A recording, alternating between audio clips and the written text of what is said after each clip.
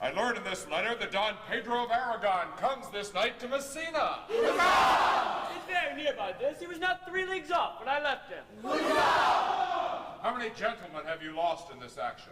Few of any sort and none of name. A victory is twice itself when the achiever brings home full numbers.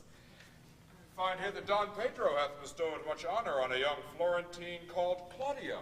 Much deserved on his part, and eagerly remembered by Don Pedro. He has borne himself beyond the promise of his age, doing in the figure of a lamb the feats of a lion. He's much better at expectation than you can expect of me to tell you how. I pray you, is Signor Montanto returned from the wars or no? I know none of that name, lady. There's none such in the army of any sort. What is he that you ask for, niece? My cousin means Signor Benedict of Padua. Oh, he's returned, and as pleasant as he ever was. I pray you, how many hath he killed and eaten in these wars? Oh, but how many hath he killed? For indeed I promise to eat all of his killing. Faith, niece, you tax Signor Benedict too much. But he'll be meat with you, I doubt it not. He has done good service, ladies, in these wars. You had a musty victual, and he hath hope to eat it. He is a very valiant trencherman. He hath an excellent stomach. And an excellent soldier, too, my lady. Excellent soldier to a lady, but what is he to a lord? A lord to a lord, a man to a man, stuffed with all honorable virtue. It is so indeed. He is no less than a stuffed man. But for the stuffing, well, we are all mortal. You must not, sir, mistake my niece. There's a kind of merry war betwixt Signor Benedict and her. Well, they never meet, but there's a skirmish of wit between them. Alas, he gets nothing by that. In our last conflict, 4 of his 5 wits went halting off. So is the whole man governed with but 1. So that if he have wit enough to keep himself warm, let him bear it for the difference between himself and his horse.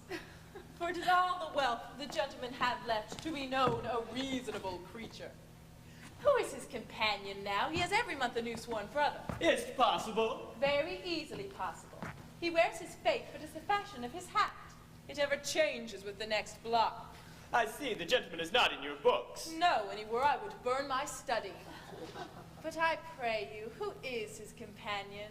Is there no young squarer that would make a voyage with him to the devil? He's in the company of the right noble Claudio. Oh, he will hang upon him like a disease. He is sooner caught than the pestilence, and the taker runs presently mad. Oh, God help the noble Claudio. If he have caught the Benedict, it will cost him £1,000 ever be cured. I hold friends with you, lady. Do, good friend. You will never run mad, niece. No, not till a hot January. Don Pedro approaches.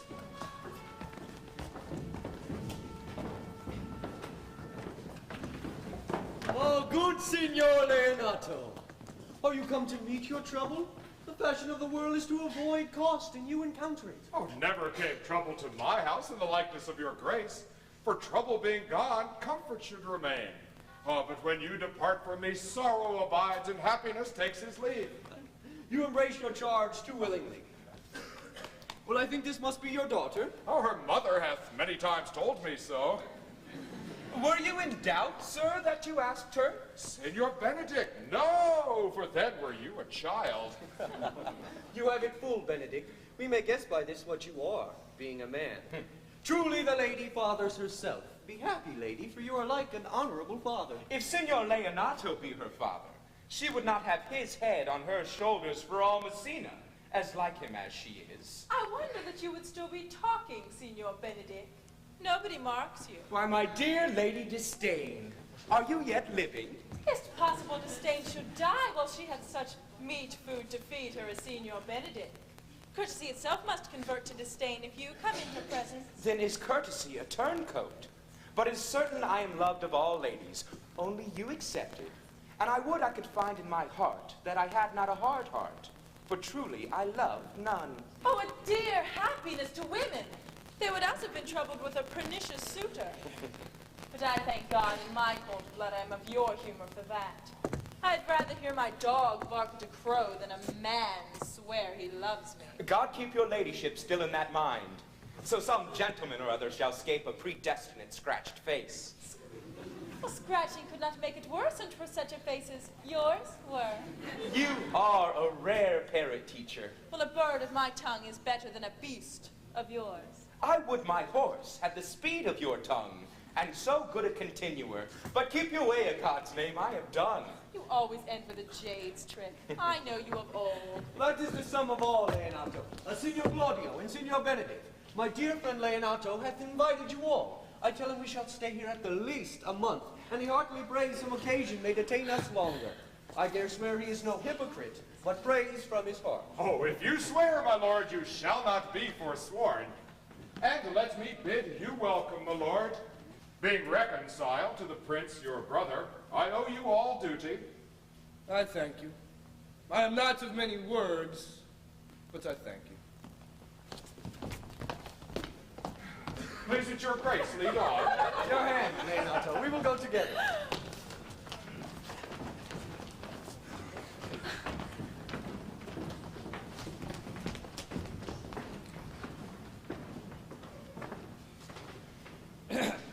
Benedict, didst thou note the daughter of Signor Leonato? I noted her not, but I looked on her. Is she not a modest young lady?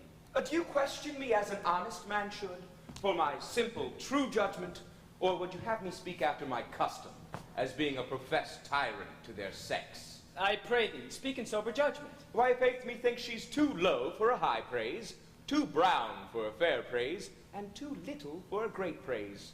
The only commendation I can afford her is, that were she other than as she is, she were unhandsome. But, being no other but as she is, I do not like her. Thou thinkest I am in sport. I pray thee, tell me truly how thou likest her. Would you buy her that you inquire after her? Can the world buy such a jewel? Yea, and a case to put it into. But speak you this with a sad brow? Come, in what key shall a man take you to go in the song? In mine eyes, she is the sweetest lady that ever I looked on. I see yet without spectacles, and I see no such matter. There's her cousin.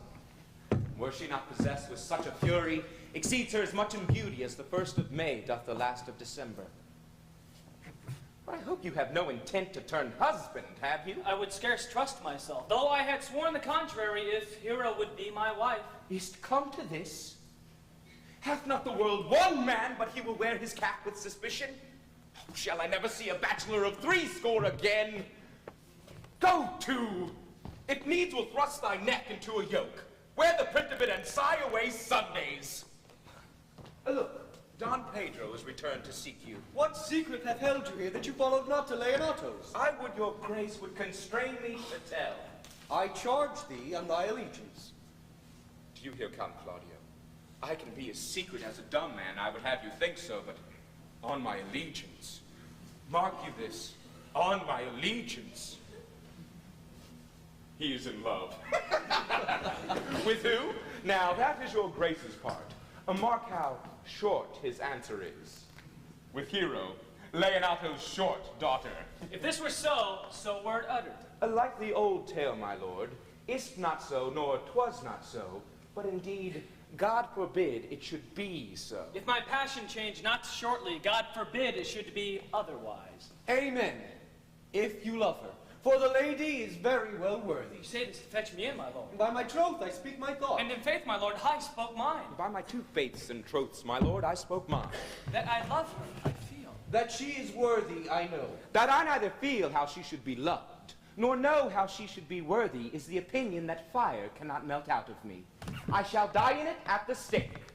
Thou wast ever an obstinate heretic in the despite of beauty. And never could maintain his part but in the force of his will. That a woman conceived me, I give her thanks.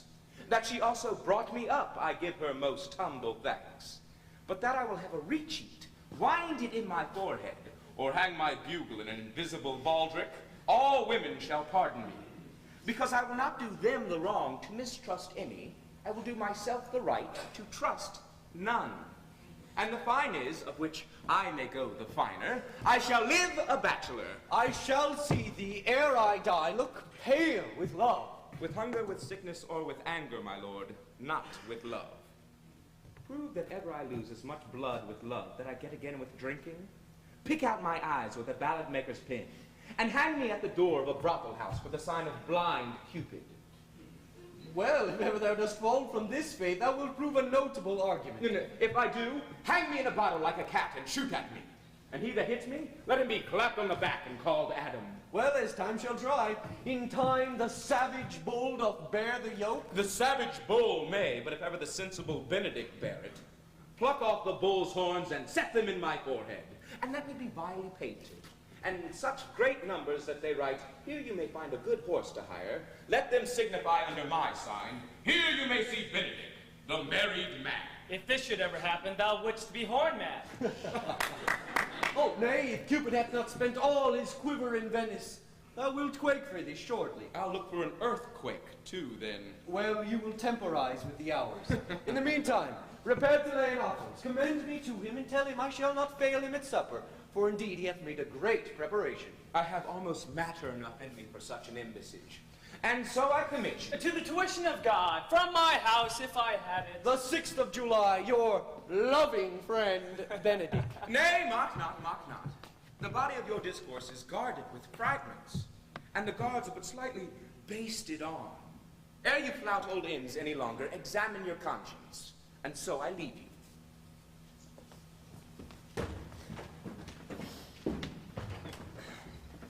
you. My liege, your highness now may do me good. My love is thine to teach. Teach it but how, and thou shalt see how apt it is to learn any hard lesson that may do thee good. Hast Leonato any son, my lord? No child but Hero. She's his only heir. Dost thou affect her, Claudio? Oh, my lord.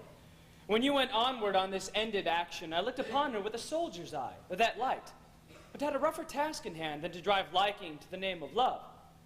But now I am returned, and that war thoughts have left their places vacant. In their rooms come thronging soft and delicate desires, all prompting me how fair young Hero is. Thou wilt be like a lover presently, and tire the hero with a book of words.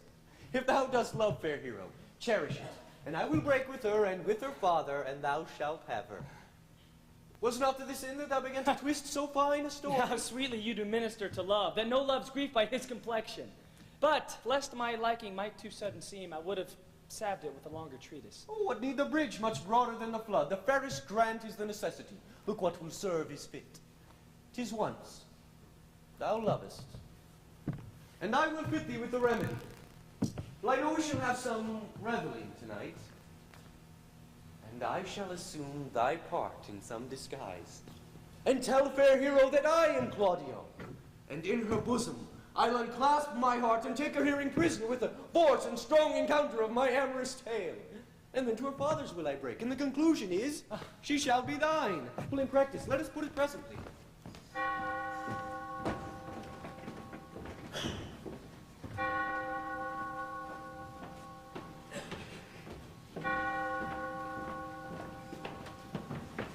How now?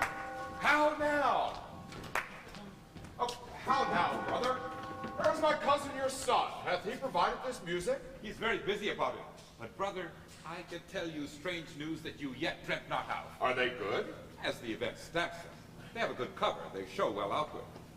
The prince and Count Claudio, walking in a thick-pleached alley in mine orchard, were thus much overheard by a man of mine. The prince discovered to Claudio that he loved my niece, your daughter, and meant to acknowledge it this night in a dance. And if he found her accordant, he meant to take the present time by the top and instantly break with you of it. Hath the fellow any wit that told you this? A good sharp fellow. I will send for him and question him yourself. No, no, we will hold it as a dream till it appear itself. But I will acquaint my daughter withal, that she may be the better prepared for an answer, if peradventure this be true. Go you and tell her of it. Oh, come, cousin, you know what you have to do. Oh, I cry you mercy, friend. Go you with me, and I will use your skill. Come, cousin, have a care this busy time.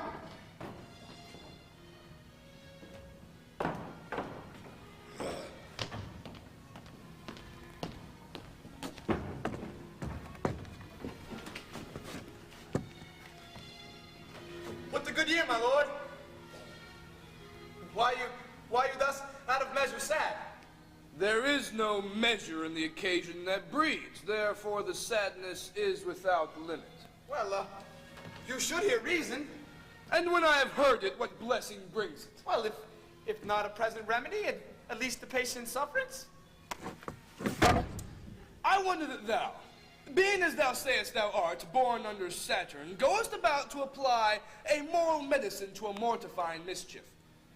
I cannot hide what I am. I must be sad when I have cause and smile at no man's jests. Eat when I have stomach and wait for no man's leisure. Sleep when I am drowsy and tend on no man's business. Laugh when I am merry and claw no man in his humor. Yay! But you must not make the full show of this, so you may do it without control.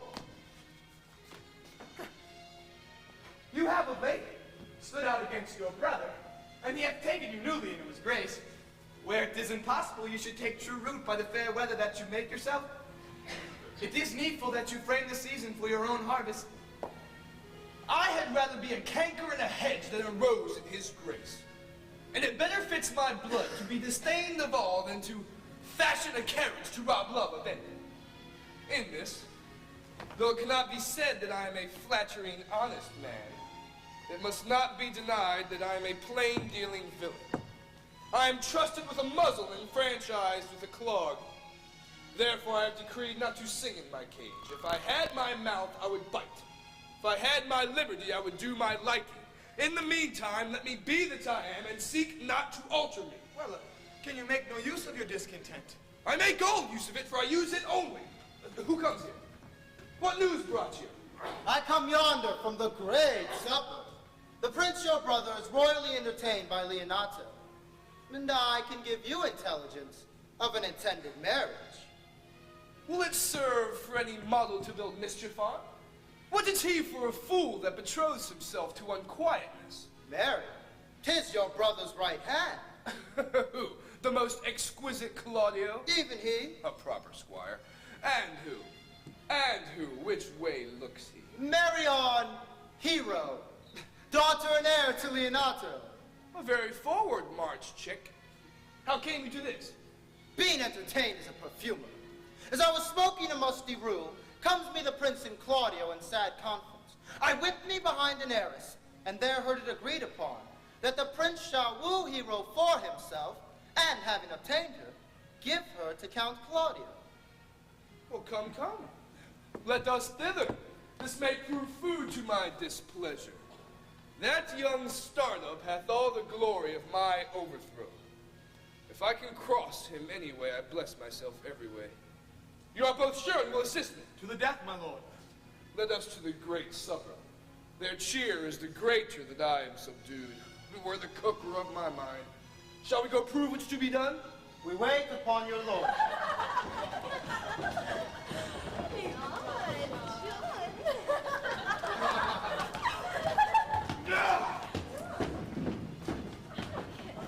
Was not Count John here before this? I saw him not. How tartly that gentleman looks. I never can see him, but I am heartburnt an hour afterward.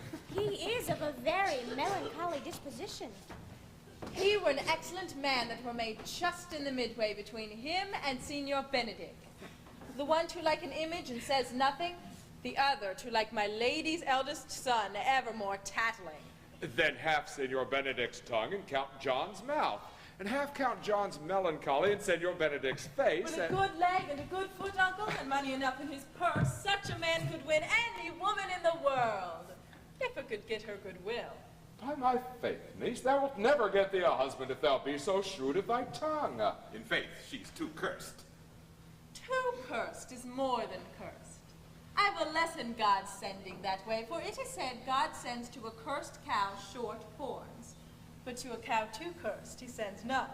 So by being too cursed, God sends you no horns. Just if he send me no husband.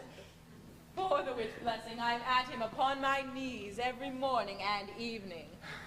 Lord, I could not endure a husband with a beard on his face. I had rather lie in the woolen. You may light on a husband that hath no beard. Well, what should I do with him? Dress him in my apparel and make him my waiting gentlewoman? He that hath a beard is more than a youth, and he that hath no beard is less than a man. And he that is more than a youth is not for me, and he that is less than a man, I am not for him. Therefore will I even take sixpence in earnest of the bear ward and lead his apes into hell. Well, go you into hell then? No, but to the gate.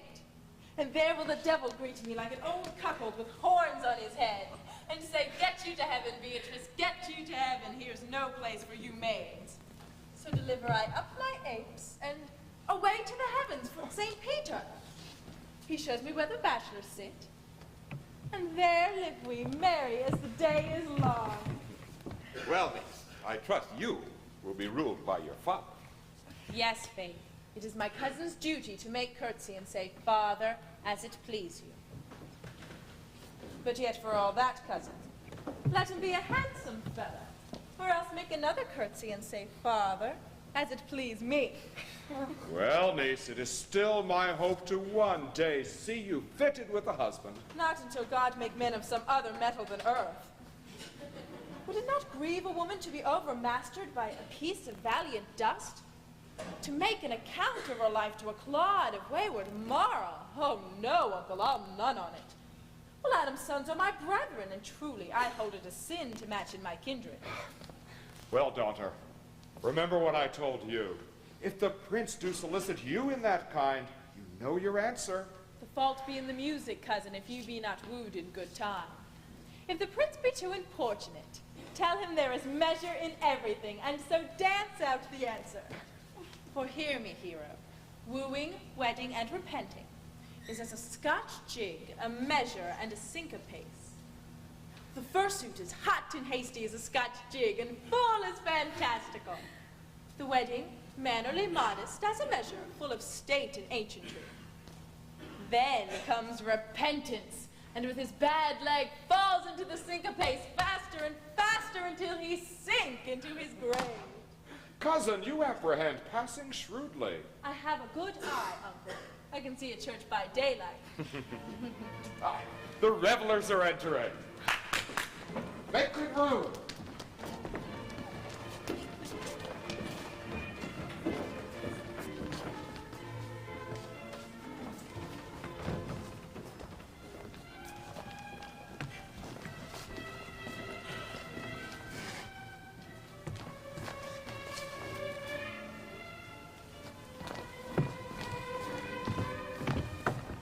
Lady, will you walk about with your friend? So you walk softly, look sweetly, and say nothing, and I am yours for the walk. And especially when I walk away. With me in your company. I may say so when I please. And when pleaseth you to say so? When I like your favor. For God defend the loot should be like the case. My visor is Philemon's roof. Within the house is Job. Why then your visor should be thatched. Speak low if you speak low. Well, I would you did like me. So would not I, for your own sake. For I have many ill qualities. Which is what? I say my prayers aloud. I love you the more. The hearers may cry, men. May God match me with a good dancer. Amen. And may God keep him out of my sight until the dance is done. Answer, clerk. No more words. The clerk has answered. I know you well enough. You are Signor Antonio. At a word, I am not. I know you by the waggling of your head. Oh, to tell you true, I counterfeited. You could never do him so ill well unless you were the very man. Here's his dry hand up and down. You are he. You are he. At a word, I am not. Come, come, do you think I do not know you by your excellent wit? Can virtue hide itself? Go to, mum, you are he. Graces will appear and there's an end. Will you not tell me who told you so? No, you shall pardon me. Nor will you not tell me who you are. Not now. That I was disdainful, that I had my good wit out of 100 merry tales. Well, this was Signor Benedict that said so. Oh, what is he? I'm sure you know him well enough. Not I, believe me. Did he never make you laugh? I pray you, what is he? Why, he is the prince's jester. A very dull fool. His only gift is in devising impossible slanders, only libertines delight in him. And that is the commendation not for his wit, but for his villainy. For he both pleases men and angers them, and then they laugh at him and beat him. I'm sure he is in the fleet. I would he had boarded me. When I know the gentleman, I'll tell him what you say. Do. How would break a comparison or two on me, and then, peradventure, not marked or not laughed at, strikes him into a melancholy. And then is there a parched drink saved for the fool will eat no supper that night? Oh, we must follow the leaders. In every good thing. Nay, if they lead to an ill, I will leave them at the next turn.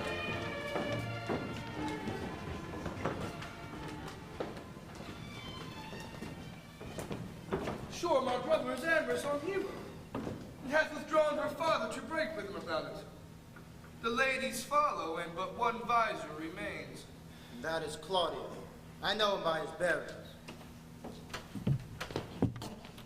Are you not Signor Benedict? You know me well, I am he. Signor, you are very near my brother in his love. He is enamored on Hero. I pray you dissuade him from her. She is no equal for his birth. You may do the part of an honest man in it. How know you he loves her? I heard him swear his affection. And I too. And swore he would marry her this very evening. Come, let us to the banquet. Thus answer I in name of Benedict, to hear these ill news with the ears of Claudio. 'Tis certain so the prince woos for himself. Friendship is constant in all other things, save in the office and affairs of love. Therefore, all hearts in love use their own tongues. Let every eye negotiate for itself, and trust no agent. For beauty is a witch, against whose charms faith melteth into blood. This is an accident of hourly proof which I mistrusted not. Farewell, therefore, hero. Count Claudio. Yea, the same. Come, will you go with me? Whither? Even to the next willow, about your own business, County.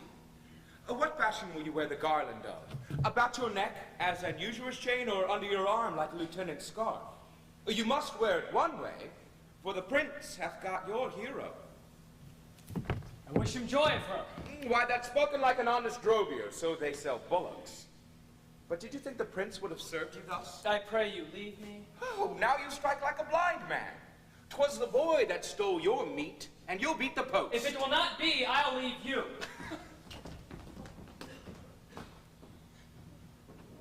Alas, poor hurt fowl. Now will he creep into sedges. That my lady Beatrice should know me, and not know me. The prince's fool. Ha! It may be I go to that title because I'm married. Yea. But so I'm apt to do myself wrong, I am not so reputed. It is the base, though bitter disposition of Beatrice that puts the world into her person, and so gives me out. Well, I'll be revenged as I may. Oh no, Signor, where's the Count? Did you see him? Troth, my lord, I have played the part of Lady Fame. I found him here, as melancholy as a lodge in a warren. I told him, and I think I told him true, that your grace had got the goodwill of this young lady. And I offered him my company to a willow tree, either to make him a garland as being forsaken, or to bind him up a rod as being worthy to be whipped. To be whipped? What's his fault? The flat transgression of a schoolboy, who, being overjoyed with finding a bird's nest, shows it his companion, and he steals it. Wilt thou make a trust a transgression? The transgression is in the stealer. Yet had it not been amiss, the rod had been made, and the garland too. For the garland he might have worn himself, and the rod he might have bestowed on you, who, as I take it, have stolen his bird's nest. I will but teach them to sing and restore them to their owner. If your singing answer their saying, by my faith you say honestly. The Lady Beatrice hath a quarrel to you. The gentleman that danced with her told her she is much wronged by you. No, she misused me past the endurance of a block. An oak, but with one green leaf on it, would have answered her. My very visor began to assume life and scold with her. She told me, not thinking I had been myself, that I was the prince's jester, that I was duller than a great thaw, huddling jest upon jest with such impossible conveyance that I stood like a man at a mark with a whole army shooting at me. Oh, she speaks poignards, and every word stabs. If her breath were as terrible as her termination, there were not a living near her she would infect to the North Star. I would not marry her, though she were endowed with all that Adam had left him before he transgressed. Oh, look, here she comes. Will your grace devise me any service to the world's end? I will go on the slightest errand now to the antipodes that you can devise to send me on.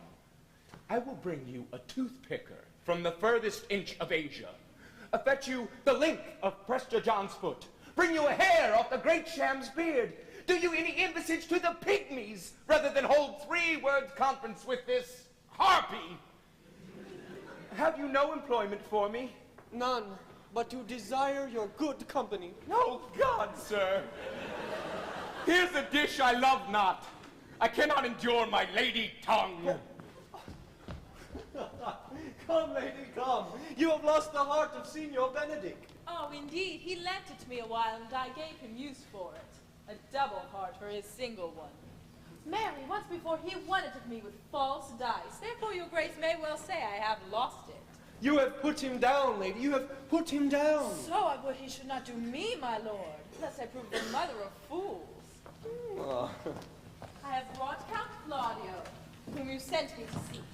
Why, how now, Count? Wherefore are you sad? Not sad, my lord. What then, sick? Neither, my lord. The Count is neither sad, nor sick, nor merry, nor well, but civil, Count. Civil as an orange. And something of that jealous complexion. Faith, lady, I think your blazon to be true, though I'll be sworn if he be so, his conceit is false. Here, Claudio, I have wooed in thy name, and fair hero is won. I have broke with her and with her father, and his goodwill obtained. Name the day of marriage, and God give you joy. Count, take of me my daughter, and with her my fortunes.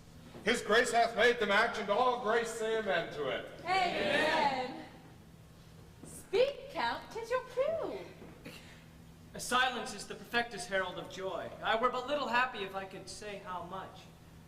Lady, as you are mine, I am yours. I give myself away for you and dote upon the exchange. Speak, cousin, or if thou cannot, stop his mouth with a kiss and let him not speak neither. In faith, lady, you have a merry heart. Yea, I thank it, poor fool. It keeps on the windy side of fair. My cousin tells him in his ear that he is in her heart. And so she doth, cousin. Oh, good Lord, for alliance.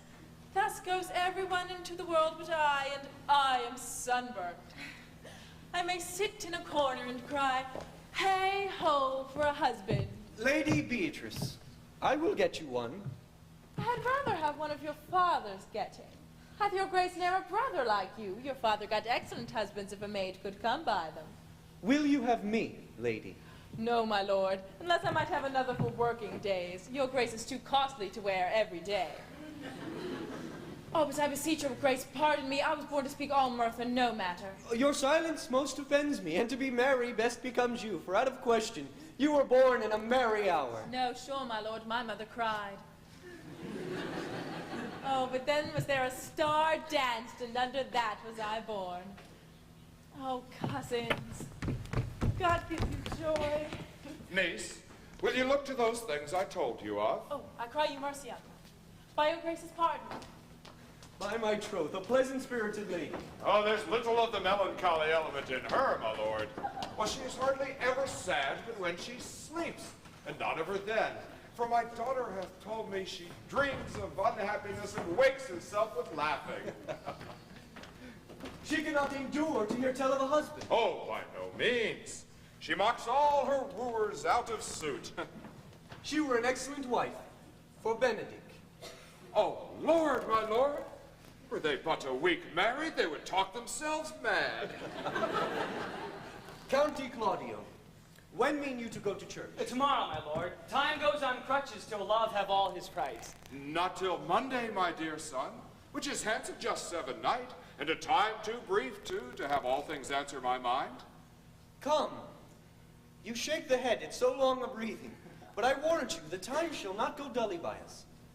I will, in the interim, undertake one of Hercules' labors, which is to bring Signor Benedict and the Lady Beatrice into a mountain of affection, the one with the other.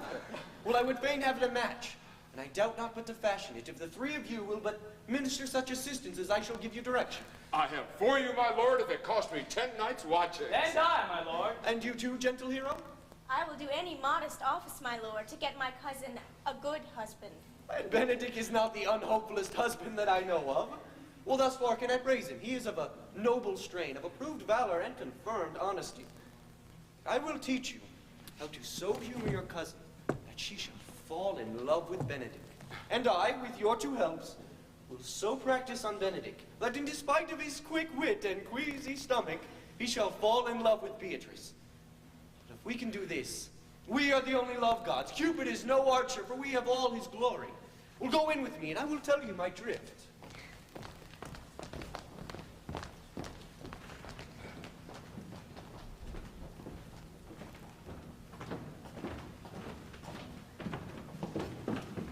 It is so.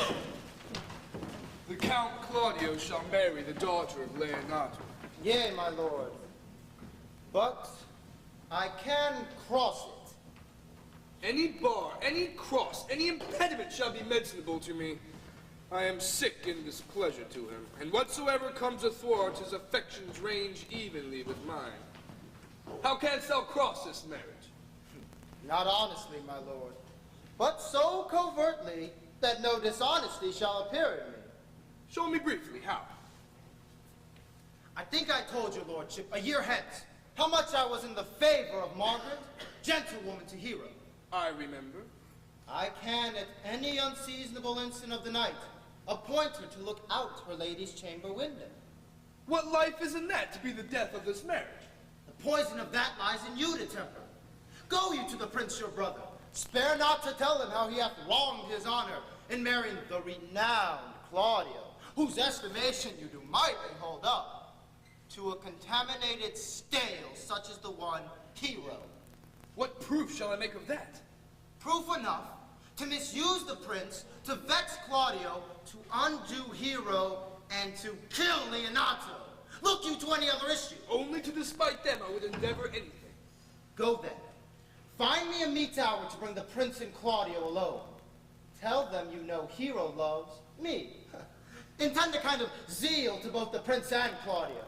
For in love of your brother's honor, who hath made this match, and his friend's reputation, who is like to be cousin with the semblance of a maid, that you have discovered thus. They will scarcely believe this without trial. Offer them instances, which shall prove no less likelihood than to see me at her chamber window, hear me call Margaret Hero, and bring them to see this the very night before the intended wedding. For I shall so fashion the matter that Hero shall be absent, and there shall be such seeming proof of Hero's disloyalty, that jealousy shall become assurance, and all preparations overthrown. Grow this to an adverse issue it can. I will put it into practice. Be cunning in thy working of this, and thy fee is 1,000 ducats. Be constant in thy accusation, and my cunning shall not shame me. I will presently go learn their day of marriage.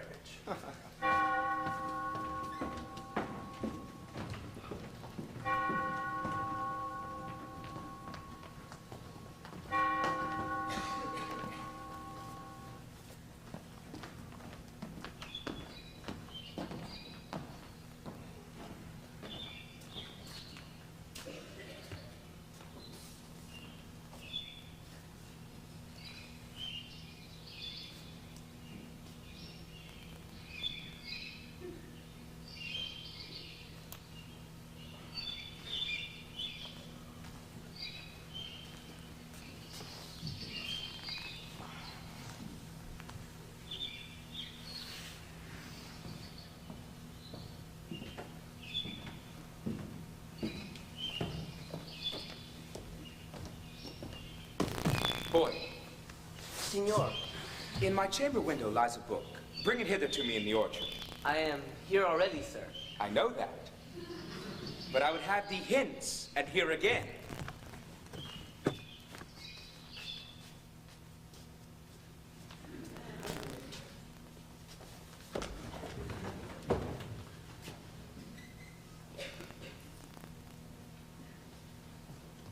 I do much wonder that one man, seeing how much another man is a fool by dedicating his behaviors to love, will, after he hath laughed at such shallow follies in others, become the argument of his own scorn by falling in love. And such a man is Claudio. I have known when there was no music with him, but the drum and the pipe. And now had he rather hear the tabor and the fife. I have known when he would walk 10 mile afoot to see a good armorer. And now will he lie awake 10 nights carving the fashion of a new doublet. He was wont to speak plain and to the purpose, like an honest man and a soldier. And now is he turned orthography. His words are a very fantastical banquet. Just so many strange dishes. Shall I be so converted and see with these eyes? I cannot tell. I think not. I will not be sworn, but love may transform me to an oyster. But I take my oath on it, till he have made an oyster of me, he shall never make me such a fool. But one woman is fair, yet I am well. Another is wise, yet I am well. Another virtuous, yet I am well. But till all these graces be in one woman shall never come in my grace. Rich she shall be, that is certain. Wise, or I'll none of her. Virtuous, or I'll never cheapen her.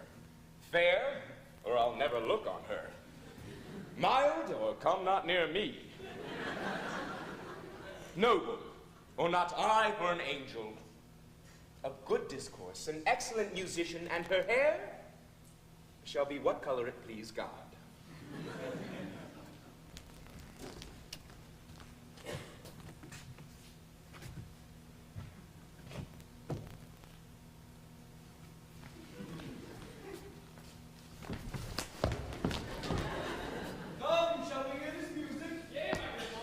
The prince and Monsieur love. I'll hide in the arbor.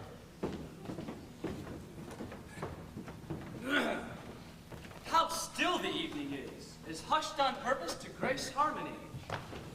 See where Benedict hath hid himself. Oh, very well, my lord. The music ended, we'll fit the kid fox with the pennyworth. Come, Balthazar, we'll hear that song again. Oh, good, my lord. Tax not so bad a voice as to stand in music more than once. It is the witness still of excellency to put a strange face on its own perfection. I pray thee sing, and let me woo no more. Sigh no more, lady, sigh no more. Landward deceivers ever. One foot in sea and one on shore. To one thing constant ever. To one thing constant ever. Then sigh not so, but let them go. And be you blithe and bonny, converting all your sounds of woe into hey nonny, hey nonny, hey nonny, converting them into hey nonny. Now, divine air, now is his soul ravished. Is it not strange that sheep's guts should hale the souls out of men? Well, a horn for my money when all is done.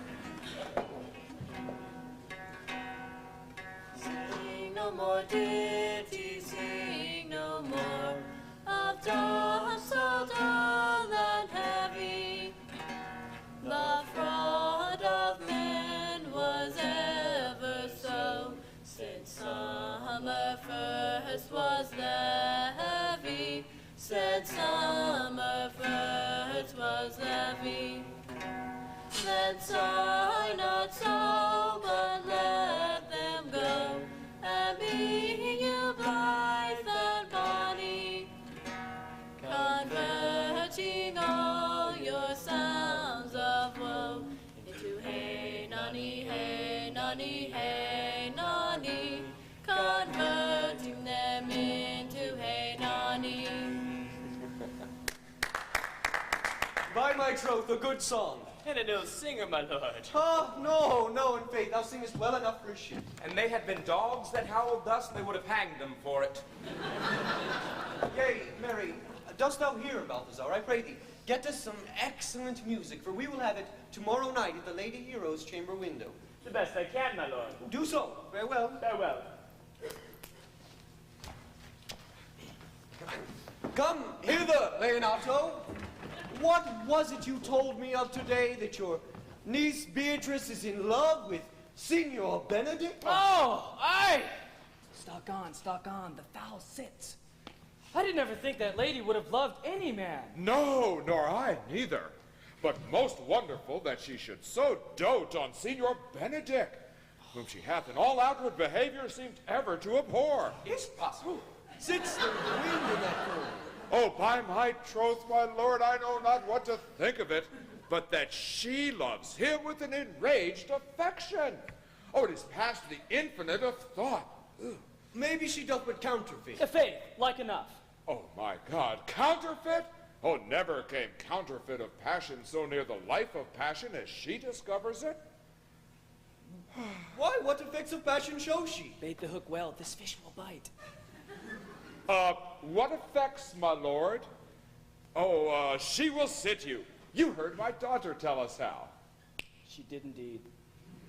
Well, how? How, I pray you? You amaze me. I would have thought her spirit invincible against all assaults of affection. Oh, I would have sworn it had, my lord. Especially against Signor Benedict. I should think this a gall, but that the white-bearded fellow speaks it. Knavery cannot sure hide itself in such reverence. Yet ta'en the infection. Hold it up. Hath she made her love known to Signor Benedict? Oh, no, and swears she never shall.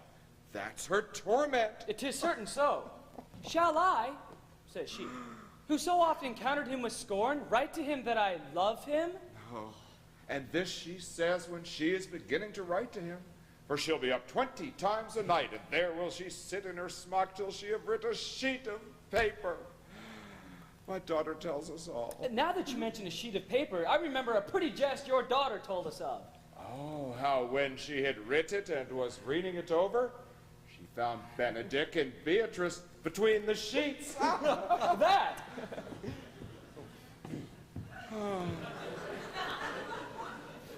She tore it into 1,000 halfpence, railed at herself that she should be so immodest to write to one whom she knew would flout her.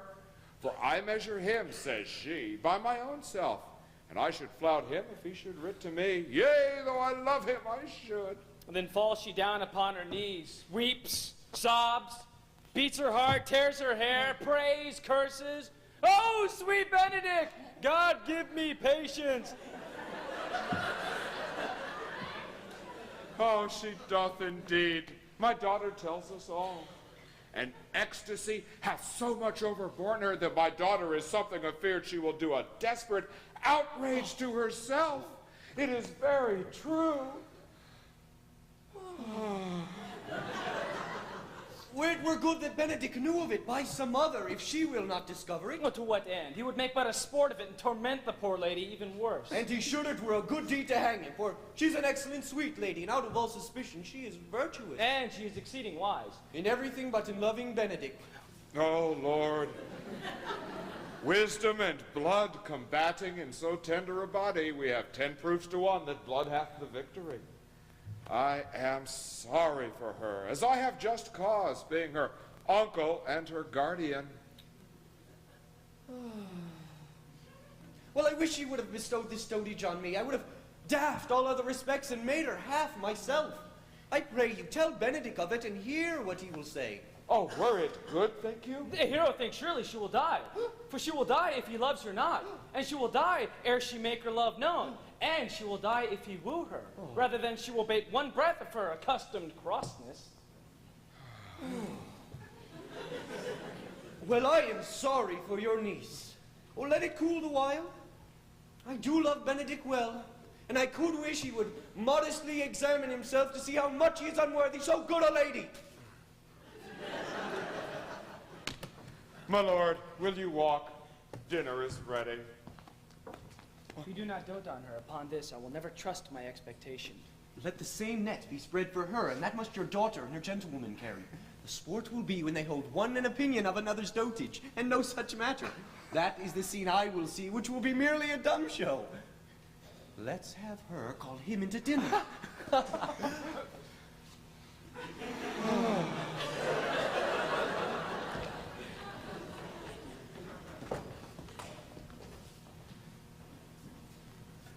This can be no trick. The conference was sadly born. They have the truth of this from Hero. They seem to pity the poor lady. It seems her affections have their full bent. Love me?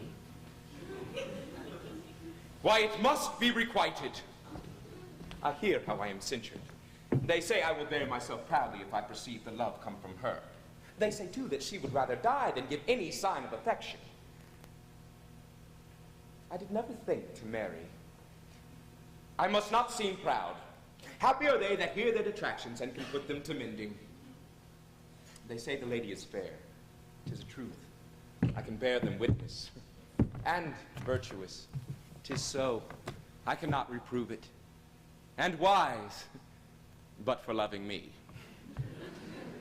By my troth, it is no addition to her wit, nor no great folly of her folly, but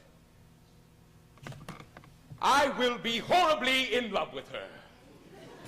I may chance have some odd quirks and remnants of wit broken on me because I have railed so long against marriage. But doth not the appetite alter? A man loves the meat in his youth that he cannot endure in his age. Shall quips and sentences and these paper bullets of the brain awe a man from the career of his humor? No. The world must be peopled. When I said I would die a bachelor, I did not think I should live till I were married. Here comes Beatrice. By this day, she's a fair lady. I do spy some marks of love in her. Against my will, I am sent to bid you come in to dinner. Fair Beatrice, I thank thee for thy pains. It took no more pains for those thanks than you take pains to thank me. If it had been painful, I should not have come. You took pleasure then in the message? Yea, as much as you may take upon a knife's point and choke a dog withal. You have no stomach, Signor? Fare you well.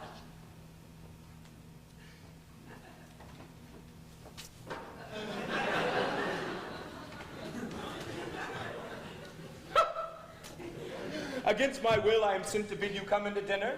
There's a double meaning in that.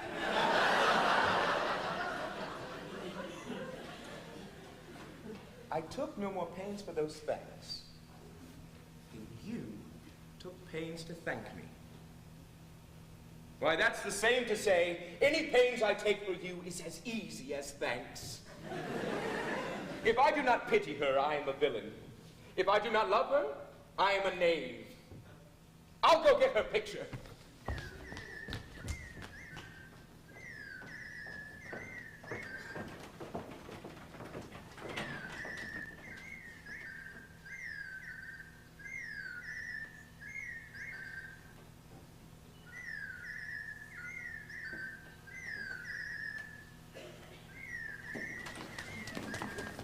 Good Margaret, run me to the parlor. There shalt thou find my cousin Beatrice proposing with the prince and Claudio. Whisper her ear, and tell her I and Ursula walk in the orchard, and our whole discourse is all of her. Say that thou overheardst us, and bid her steal into the pleached bower, where honeysuckles ripened by the sun forbid the sun to enter. There will she hide her to listen our purpose.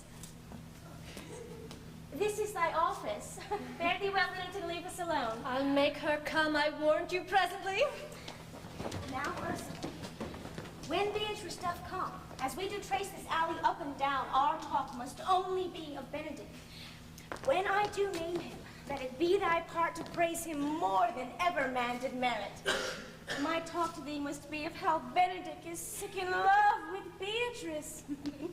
Of this matter is little Cupid's crafty arrow made that only wounds by hearsay. Now begin. For look where Beatrice like a lapwing runs close by the ground to hear our conference. The pleasantest angling is to see the fish cut with her golden oars the silver stream and greedily devour the treacherous bait. Fear you not my part of the dialogue.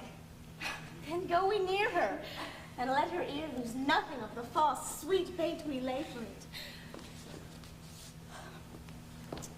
No, truly, She is too disdainful. I know her spirits are as coy and wild as haggards of the rock. But are you sure that Benedict loves Beatrice so entirely? Well, so says the prince and my new betrothed lord. And did they bid you tell her of it, madam? They did entreat me to acquaint her with it, but I persuaded them, if they loved Benedict, to wish him wrestle with his affection and never to let Beatrice know of it. Why did you so? Doth not the gentleman deserve as full, as fortunate a bed as ever Beatrice shall couch upon? Oh, God of love, I know he doth deserve as much as may be yielded to a man. But nature never framed a woman's heart of prouder stuff than that of Beatrice.